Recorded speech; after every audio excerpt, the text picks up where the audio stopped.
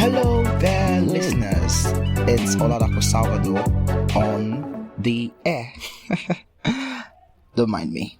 Okay, so this is a new podcast episode from Life Lessons with Oladapo. And today, we're going to be talking about something that has to do with drugs, and that's pharmacy. As you all know, yesterday was World Pharmacy Day, and we're celebrating every pharmacist all over, and I think it's very important that we learn one or two things about drugs. So in today's episode, we're talking about medication safety 101, decoding labels, avoiding mistakes, and busting myths. As you all know, it's very important we have one or two about every single subject in order to live a better life. So today with me I have Olumide, a student of pharmacy. Hello Olumide, how are you doing? I'm fine. Good morning. Good morning. And how's your day going? It's going well. It's going fine. Great. Fine. So can you tell us a little bit about yourself? Okay. My name is Benjamin Olumide Ehuwa. I'm a 500 level student of pharmacy in the University of Ibadan. And I'm a pharmacy enthusiast. I love research, I love learning, and then I love telling people about how to actually use drugs well, so that they wouldn't make mistakes in the way they take their drugs. And I am an advocate for good health. And one thing I usually tell people is, please don't get sick. Drugs are expensive. Awesome. So it's going to be using all the knowledge he has to advise us this morning. So we're going to be starting with a section which is decoding labels. So can you highlight the most important or the crucial sections in medical labels, that is medication labels, that everyone should actually understand? Because sometimes you know that these labels can be quite difficult to understand and people don't really care about them. So do you think they're even important in the first place? And how do people actually go about the crucial sections? Okay, thank you very much. Now, these labels, they are very, very important. Like, their importance can't be overemphasized, because they actually give you a direction to how you would use the particular drug. For example, in pharmacy, we have the normal pharmacy where there is a pharmacist. And then we have the patent medicine vendors who just hand out drugs. They don't give instructions and they don't give the direction of use for the drugs, because they are not pharmacists. So when you go to your in your own particular convenience, in your own house, how do you know how to use the drug? How do you know the correct dosage to use? How do you know the correct way to go about the use of the drug? So it has to be in the label. That is why the label is actually very important for you, for a layman. If it's a medical person now, or a medical practitioner, it doesn't really need, because he has been trained on how to use it, so he knows the amount he's supposed to use. But for someone who is not a medical practitioner, this label is actually very important, though the label is important for all also. So parts of the labels that are very important: number one, the dosage. Okay. Now, the dosage part, because when you read the dosage part, it tells you the amount of dose that you have to use per time. Like, a dose is the amount of drug that a person is supposed to take per time at that particular moment.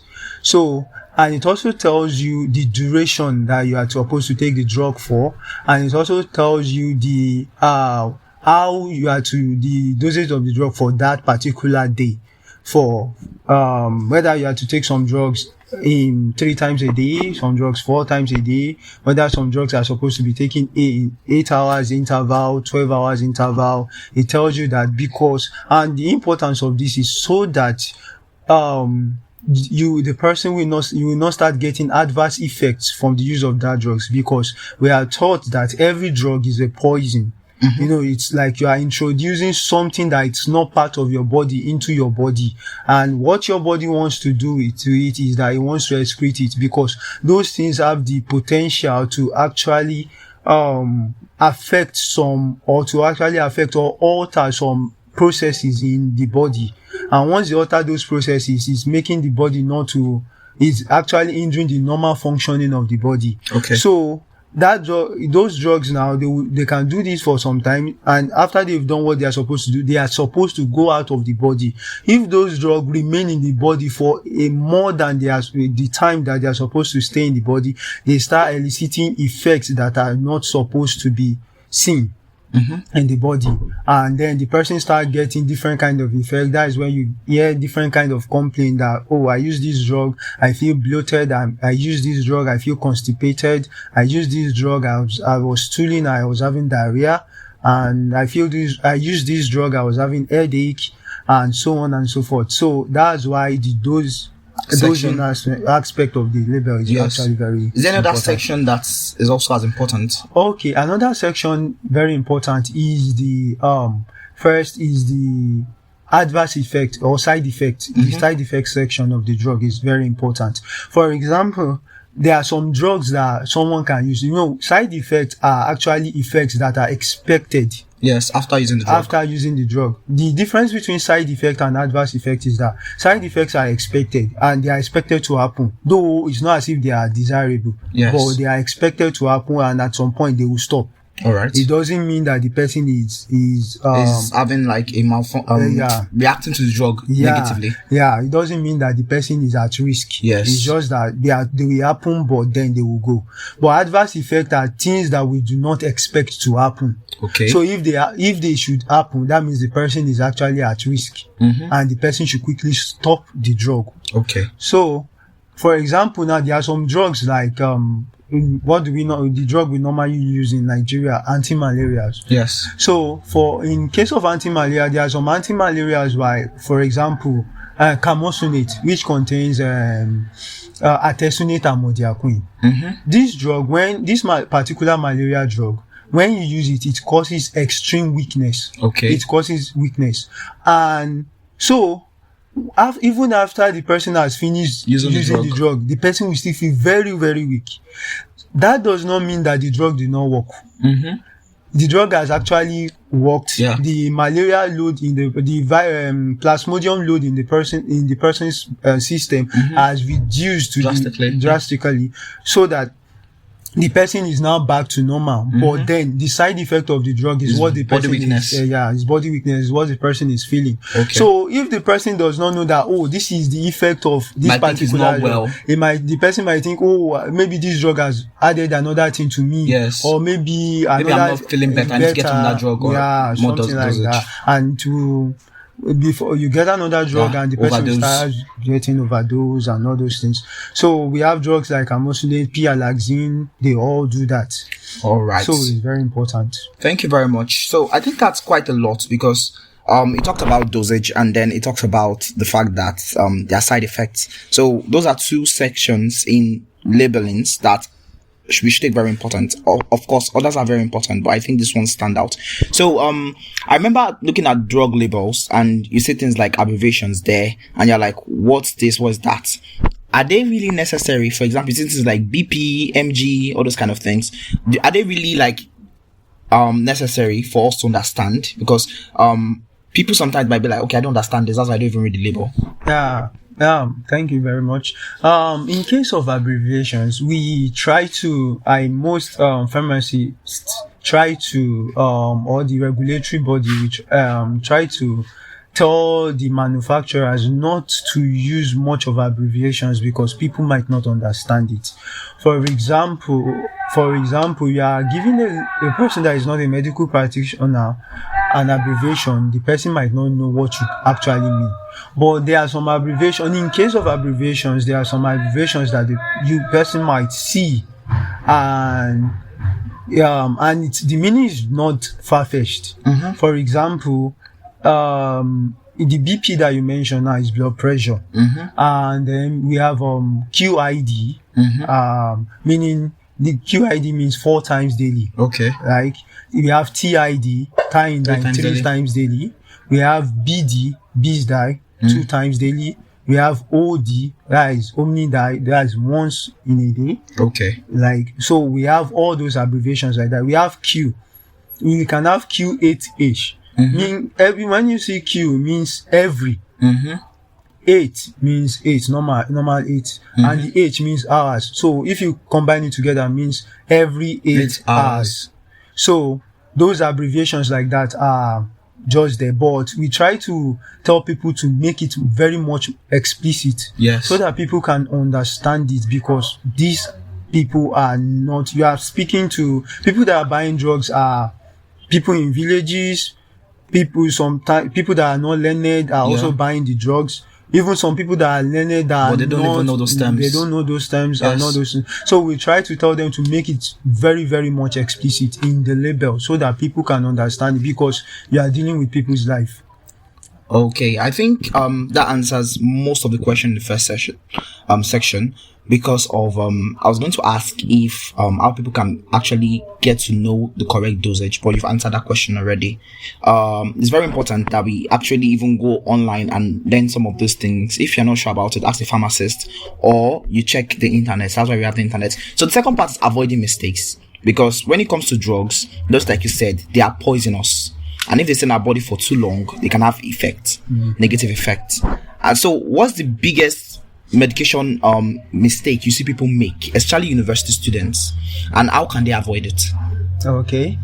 One of the mistakes people make is that, number one, they don't adhere to dosage regimen. They don't adhere to dosage regimen. For example, we've seen people like giving someone cough syrup now, and then you are telling the person, use this 1 meal 3 times daily. Then the funny thing is that there is like a calibrated cup on the bottle that you are supposed to use to take the drug. It will give you the amount of meal that the person is supposed to take. But you see the person, these students, just using this something just like that.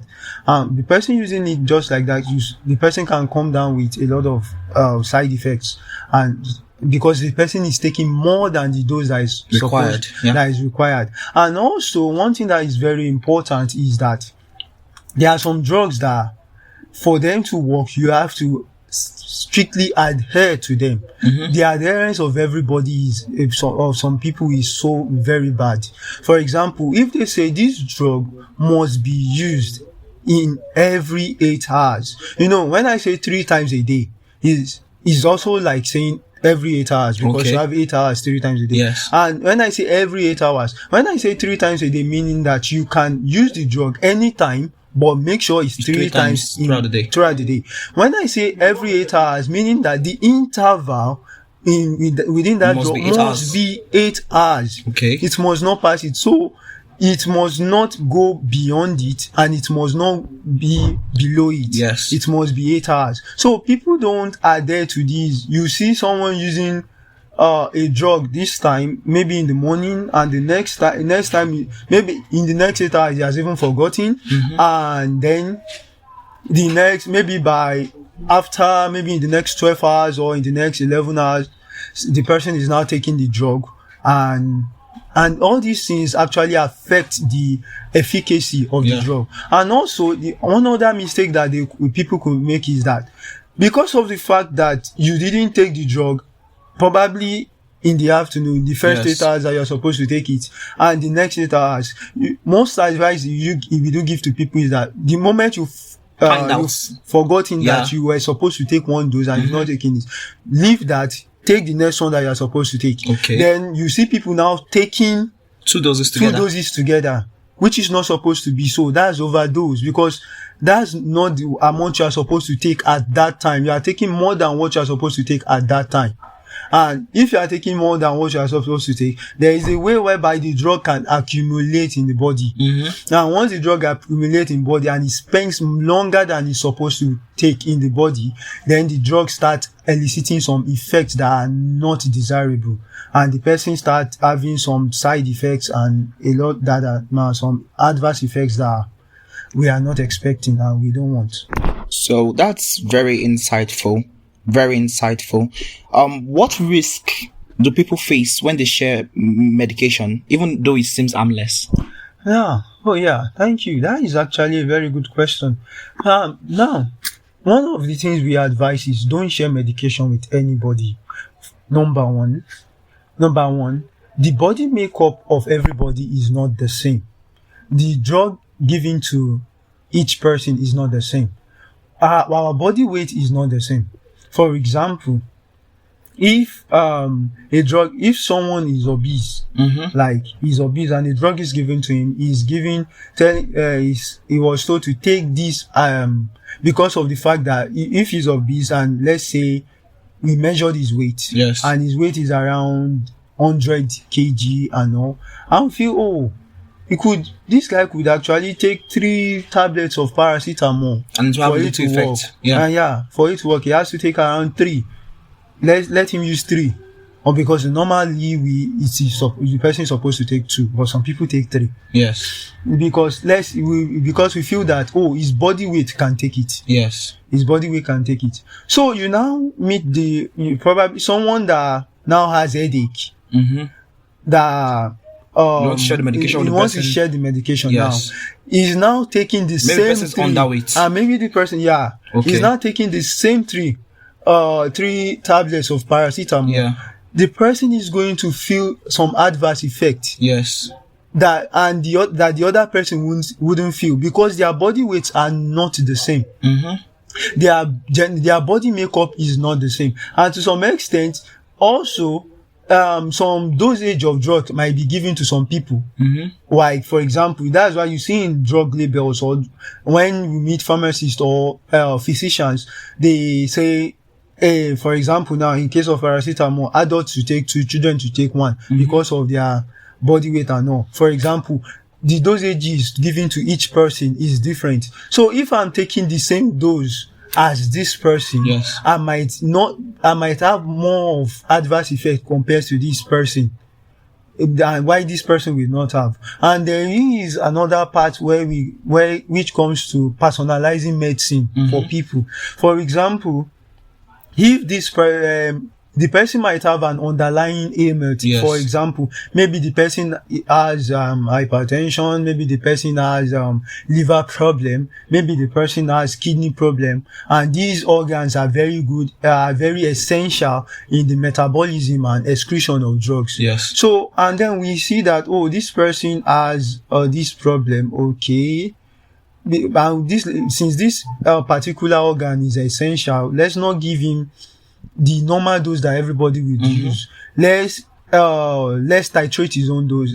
Sorry, I said titrate. Titrate means you are actually increasing it. So let's personalize his own medicine for him. Like, okay, this person will be taking this particular amount of this drug, so that it would not have an adverse effect on his organ, which is probably his liver or his kidney or something like that. And someone that doesn't really have that is now sharing the drug with him. The person has a normal functioning liver, normal functioning kidney, might have effects that is not desirable. Also, in the case of all these antimicrobial resistance, we usually advise people complete the dose of your drug.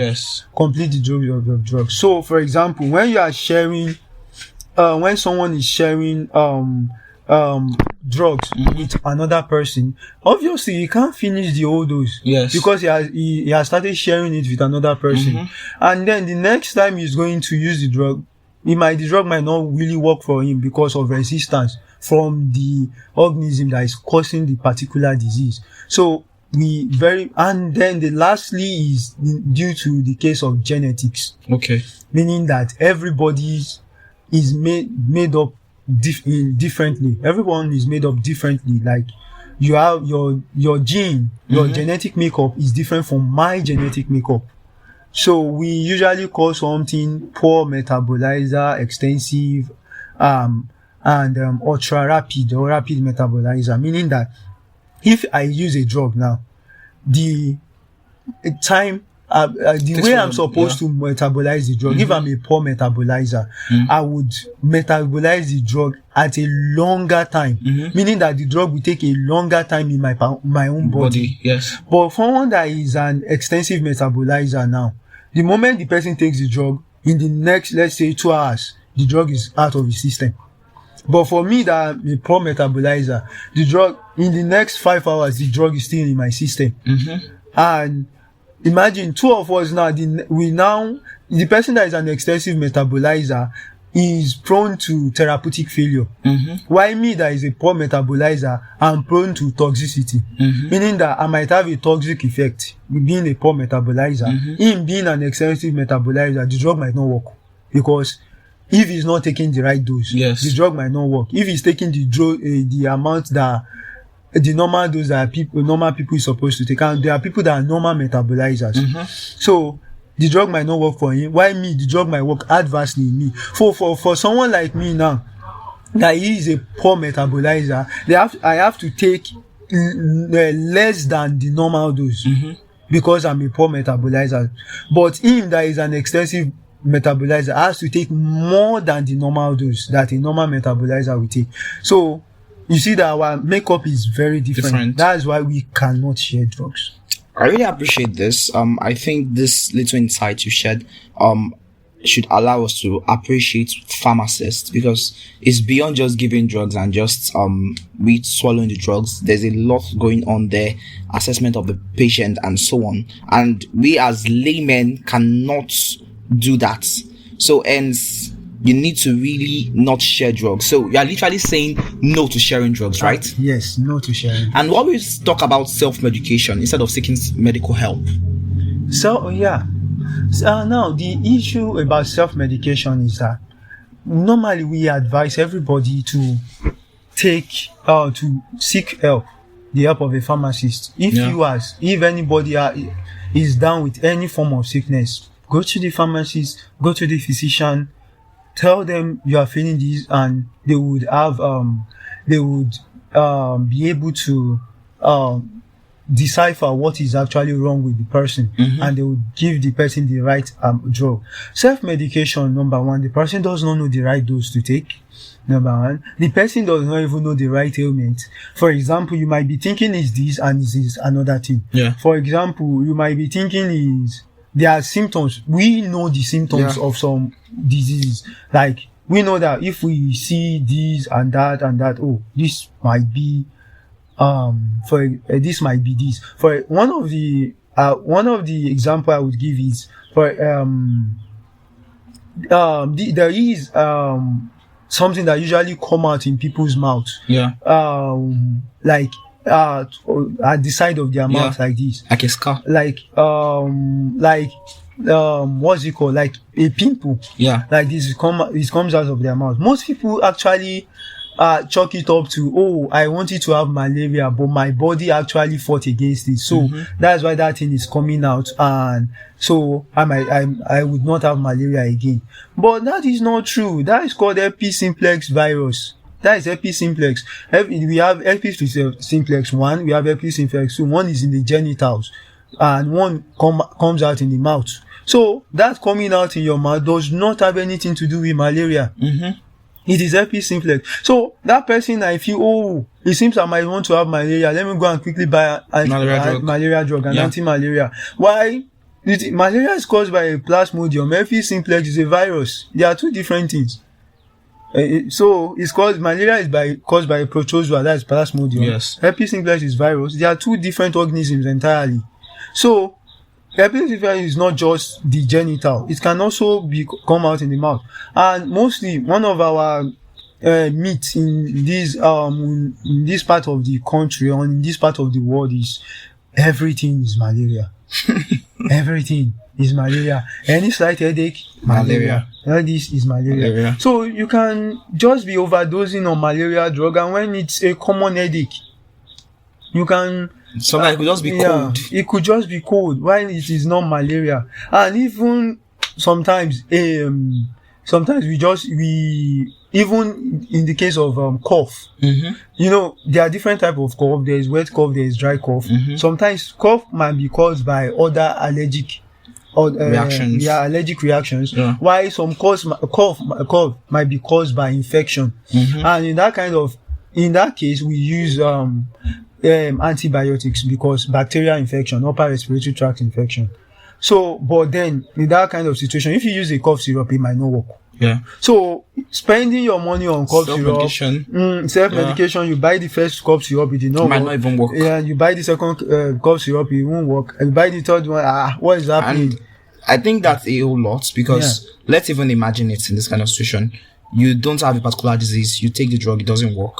You take on that drug, it doesn't work. You've already exposed yourself to so many chemicals. Yeah. And then they are susceptible to toxicity. Yes. And it's a whole lot. So we are literally saying no to sharing drugs, and we are saying no to self-medication. Yes, don't self-medicate. As much as possible, seek medical help.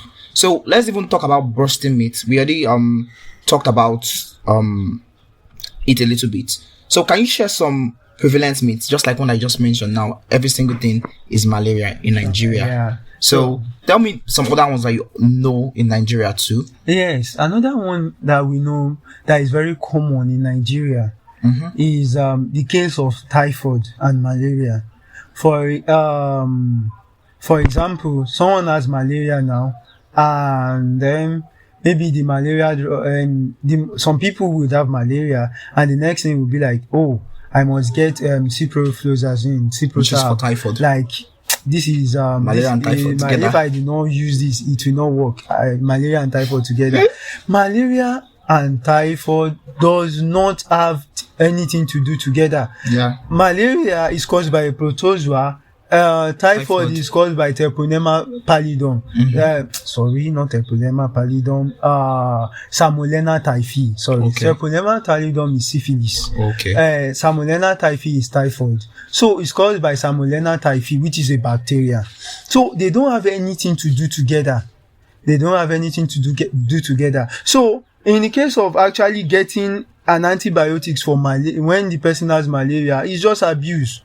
The Yoruba will say it is called akoiba. Iba does not have ako, and it does not have abu. Iba is iba.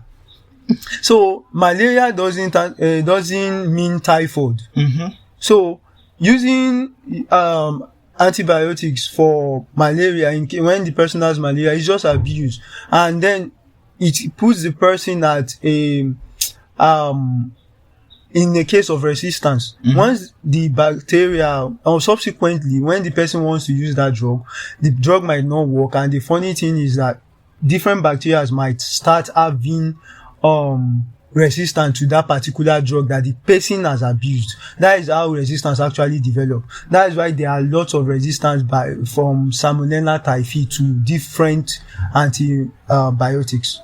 Okay, so I think I want you to talk a little bit more on this resistance stuff, because people might not really understand why pharmacists kind of dwell a lot on that topic, in the sense that it takes quite a lot of research to actually produce a drug that would work, and it takes a lot of time. Now, let's imagine a situation where we have maybe about 50 antibiotics. Of course, I know there are more than that, and maybe 48 is no longer working. Can you talk a little bit about how much research and how much input has to go into producing an antibiotic that has to work against a particular disease? And when people begin to misuse it, then it leads to resistance, and there's nothing to use, and then it makes the population susceptible to diseases. Okay.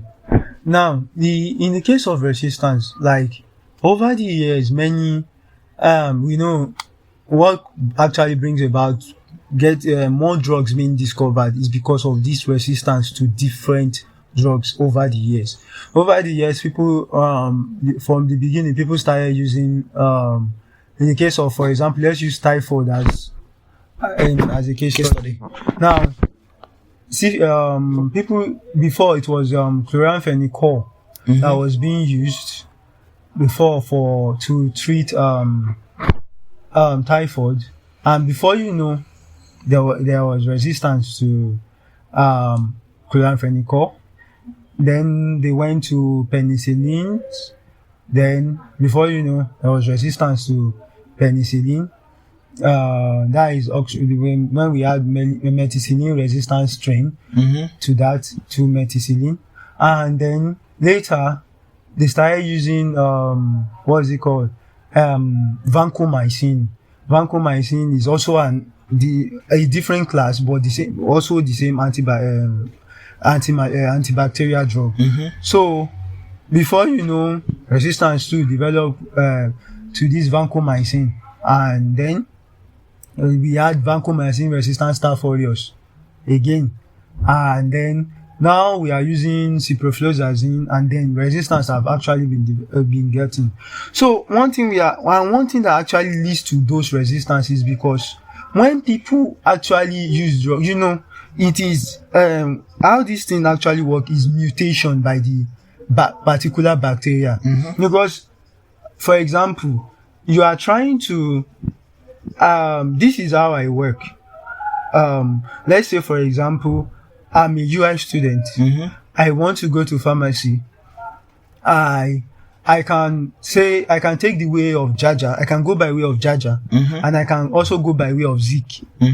So, but I noticed that Jaja, going by way of Jaja, is the shortest route. Is the only, or let's say, okay, let's say now that they've blocked the route to Zik. Yes. Let's say the only way I can actually go by is through Jaja. Okay. Now, that is the only way I can go by. And that is how I can get to my class from Jaja to class, through Jaja to my class, from Indi to my class. Now, that is how I work. Or if I don't pass that road, I wouldn't get to my class. Yes. Now, someone now came one day and now blocked the road. And the person now noticed that, oh, this is my routine.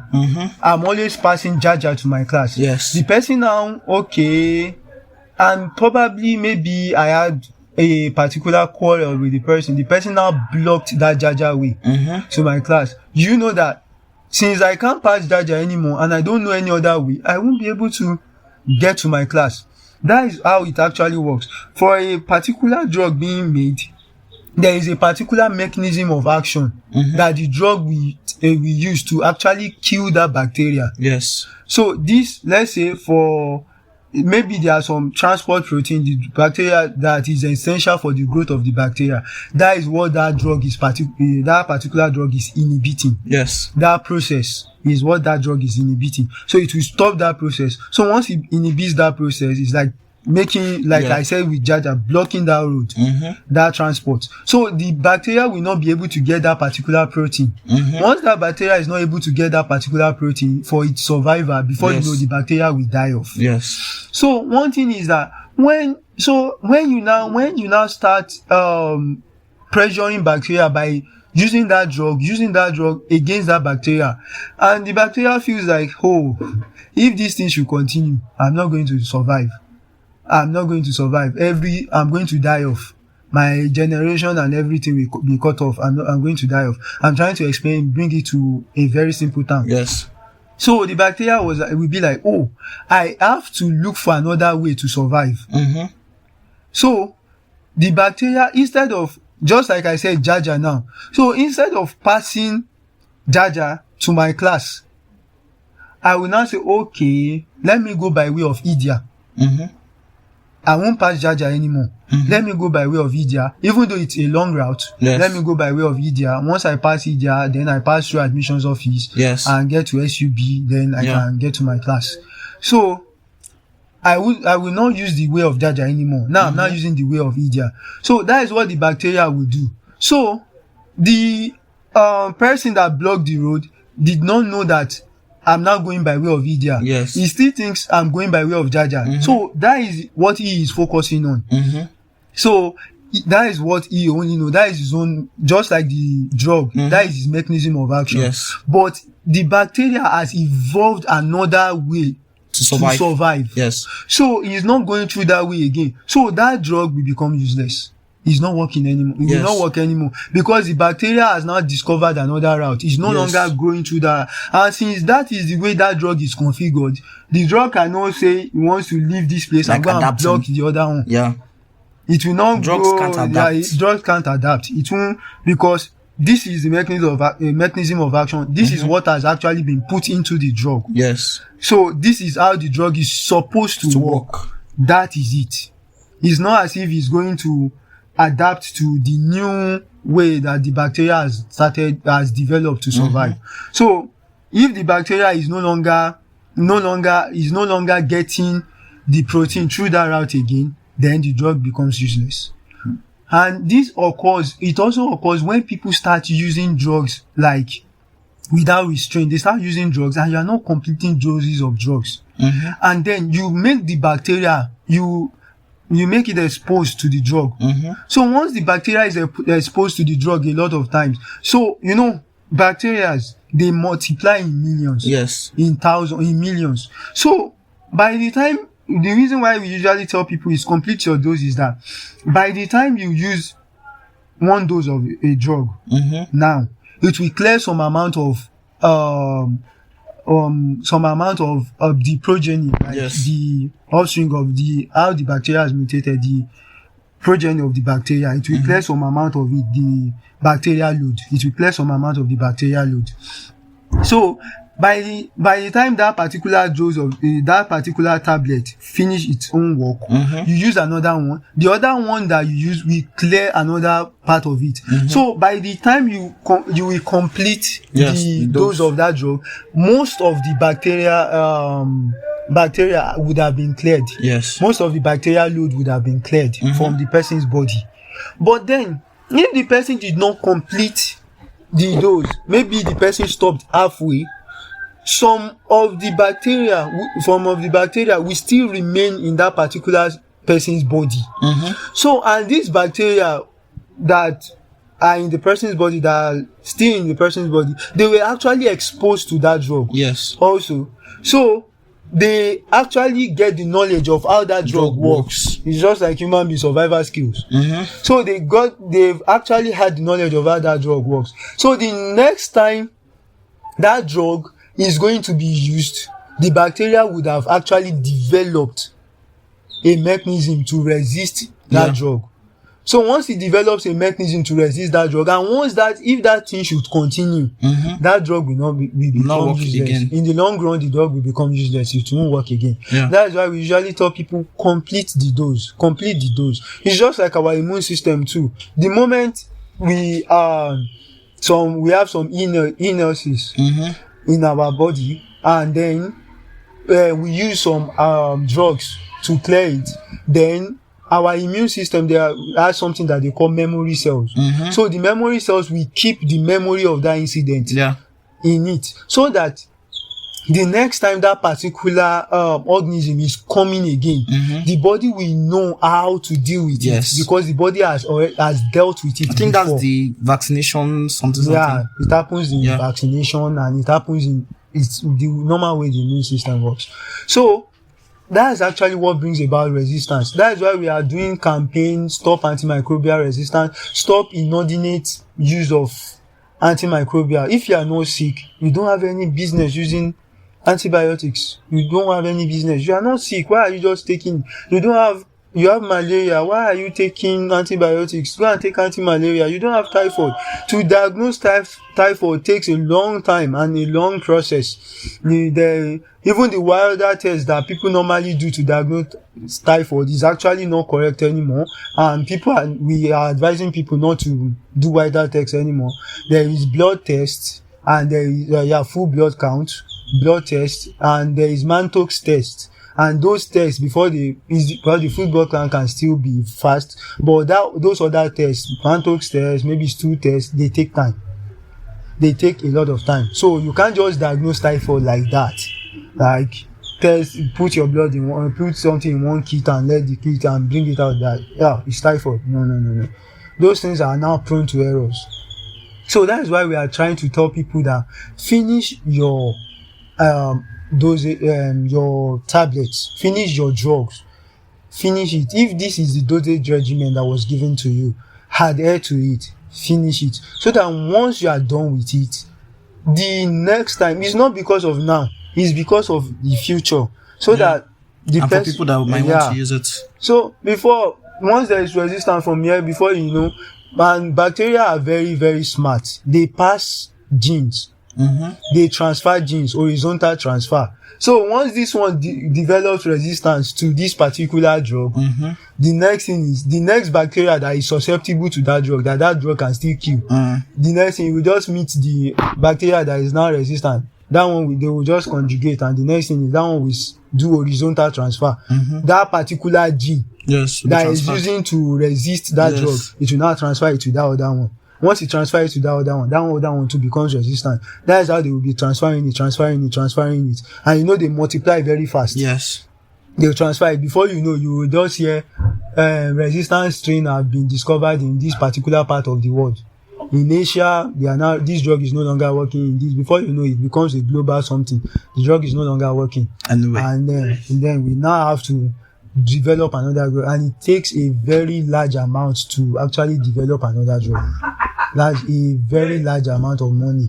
And a lot of research that starts to something that is not less than 10 years to discover another drug. So that is why the ones that we have now, let us use them judiciously.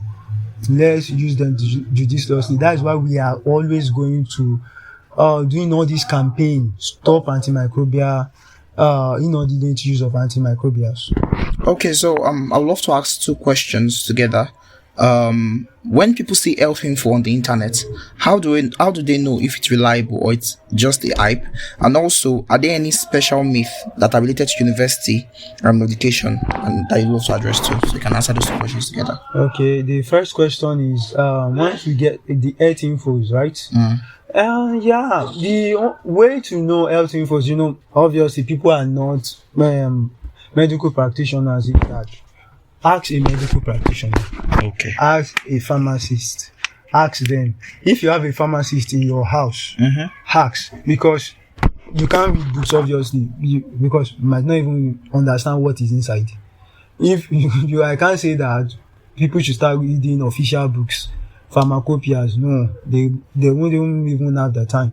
But if you have a doctor, a physician in your family, or a pharmacist, or even if the pharmacist is not from your family, but it's someone that you are very close to, and he's like a family pharmacist or a family doctor, you can ask him, you heard this on the internet, is it correct? I used to follow it. And the person will tell you, it's a good information, it's not a good information, because not all information is verified. Yes. All information are not verified. So some people might. And also one thing about drug is that it's always evolving. The aspect of this medical aspect of things is that things, you might know something now, in the first 10 hours, in the next 10 hours it would have changed. Yeah. We can say, okay, this drug is safe in pregnancy now. Before tomorrow, we can say another evidence might have been discovered that drug is no longer safe in pregnancy. Yeah. So the information that yesterday is now outdated. Yes. Because there is a new information. So it's a profession whereby new information, are being gotten at every interval, at each interval, at different time. So like it's progressive. Yes. Information is just flying around, a lot of things like that. So if the person is not keeping himself up to date, up to par with the new trend of things, the person might not be current, might be behind. Yes. Now, if the person is behind and is giving outdated information, so to the people might be at a detriment. Yes. So that's why we say hacks them. If you think your mom knows all, your dad knows all, it's because they ask these people. They ask pharmacists, they ask doctors, they ask nurses, and so on and so forth. Okay, so the second question was, are there any medical myths or medication myths in universities that you love to address? This medication myth in universities. I get one of the things university people actually do is that what they engage in is drugs mostly, and sometimes one thing that we don't actually understand is that is rampant is because, for example, there was a cough syrup before that contains codeine.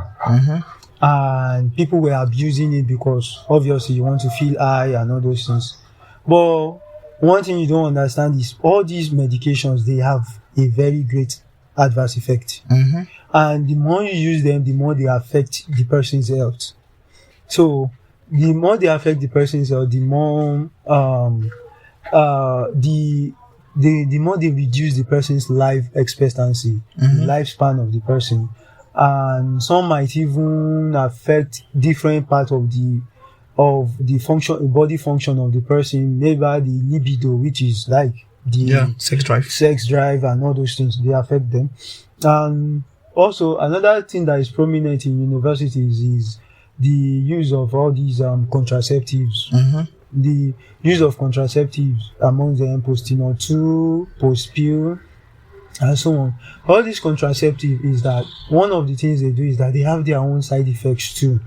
There can be side effects, can be thromboembolic disorder, all those all these things that are there, that in these contraceptives, estrogen, progesterone, these things, they actually affect different parts of different functioning of the body, because they act on once they act on their receptor, once they want to act in the body, they affect different processes in the body.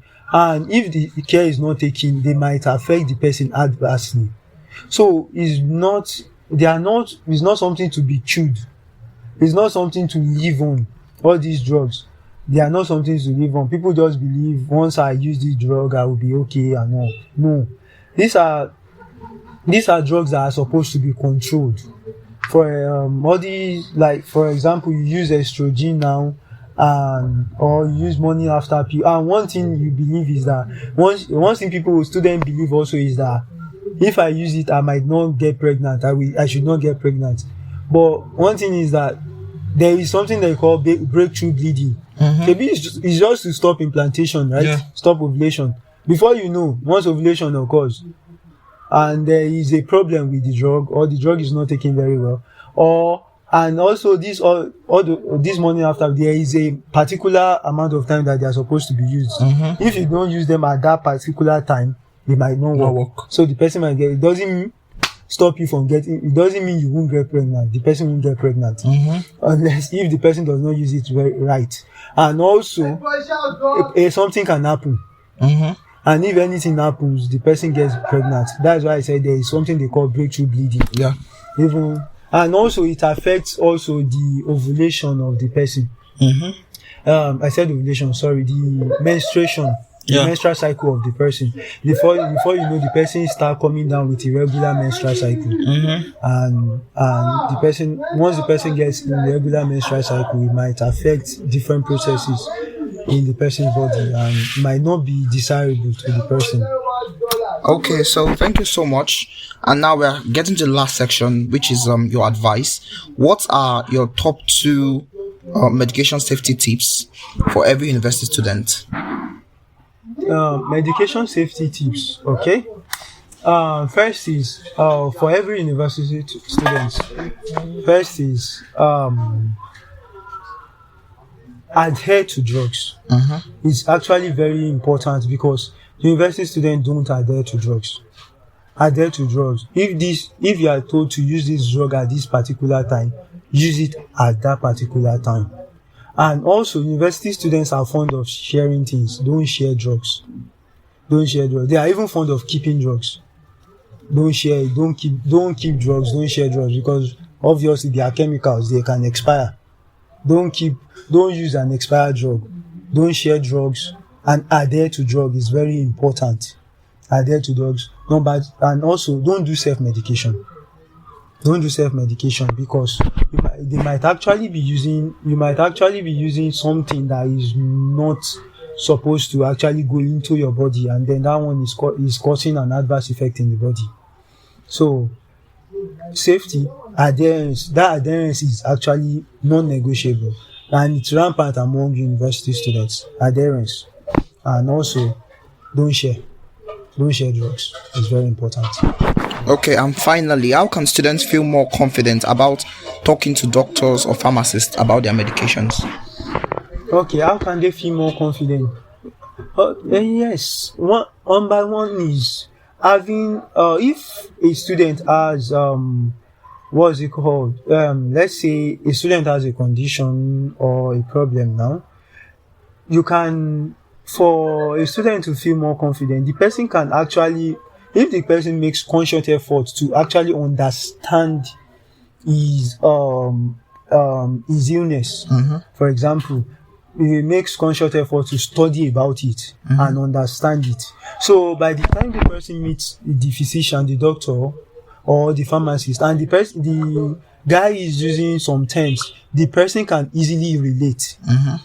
And then once the person relates, they can easily flow. Like, as the pharmacist is saying, don't do this, don't do that, you have to adhere, you have to use it 3 times daily, TID, I can understand. This drug, you have to use it, and once you use it for this time, stop it. Or when you see this side effect, stop this drug. When you see this, come back and know. So it actually helps when the student actually makes conscious effort to understand the ailment or what is happening in their own body. Yeah. For example, anti-malaria drugs now, when you get there, you want to get anti-malaria drug, and the doctor is saying, or the nurse or the pharmacist is saying, use this at this particular time, and you already have the knowledge of it. Yeah. So the confidence is there to flow because you understand the language of the doctor. So communication is actually key, is actually very important. Yeah. The language of the person is very important. And also, though, one thing that actually brings down confidence is that people usually people usually exaggerate things too much to the extent that once they fall sick like this, you feel like, I know myself, I'm going to die. You are not going to die. You are not going to die.